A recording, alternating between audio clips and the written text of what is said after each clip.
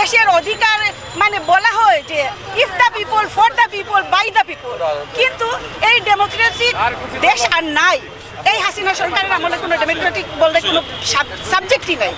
কই আমাদের অধিকার হরণ করা হয়েছে, আমার ভাইকে গুম করা হয়েছে 2012 সাল থেকে এখন 2023 সাল চলতেছে। এইটা কি কম দিন? গুম হওয়া মানুষ কিভাবে থাকে, ও আছে কি নাই, ওকে কিভাবে রাখা হয়েছে তাদের আয়না করে আমরা তো জানি না। আমরা কিভাবে দিন কাটাচ্ছি, আমার বাবাকে আইসিইউতে রেখে আমি আজকে রাস্তায় এসেছি। আমার ভাইয়ের জন্য আমার বাবা মা দুইজন হার্টের রোগী হয়েছেন, অসুস্থ হয়েছেন। আমার বাবা মা এখন আইসিইউতে, আমার বাবা মা, আমি ওনাদেরকে ওইখানে রেখে আমি আজকে রাস্তায় এসেছি। কেন?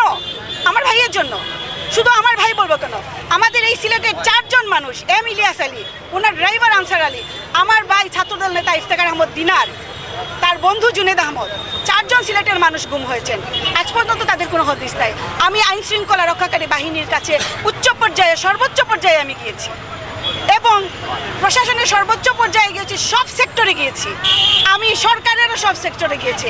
ওনারা আমাকে জানিয়েছেন ওনারা সব জানেন, আমার ভাই সম্পর্কে ওনারা সব জানেন, কিন্তু ওনারা কিচ্ছু করতে পারবেন না, বা ওনারা বলতেছেন আমরা দেখব। এই দেখব এখন পর্যন্ত ওনারা দেখতেছেন, 12 বছর থেকে ওনারা দেখতেছেন। ওনাদের সদিচ্ছা নাই, ওনাদের কোনো ইচ্ছাই নাই ওরা আসুক।